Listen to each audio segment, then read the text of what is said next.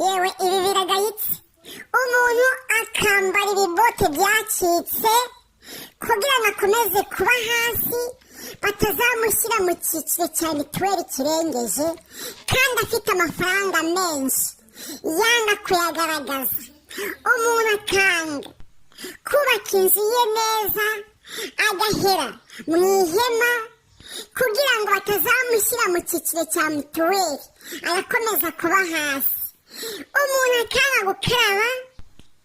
akajya mu isoko ameze nabi kugira ngo uzamubona wese yaba umuyobozi cyangwa babandi bavuga ikijyana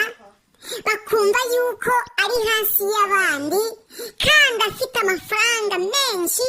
Yewe ibi biragayitse, noneho byagera kuri wa wundi wanjye bimeze uko nk'uko kabati njyewe ngomba gufata agasabune kanjye nkafura utwambaro twanjye nkakaraba buri munsi nkigomwa nkiyemeza gukora uko nshoboye kugira ngo babone yuko ngaragaye koko, kandi uwo muntu akaza kurikora yigomwe byinshi, akigomwa amafaranga yakagombye kugura umufungo w'ibijumba akayagura agasabune kugira ngo atambuke mu bandi. Umubonye ngo ati ngo buriya bagomba kujya mu cyiciro gikomeye,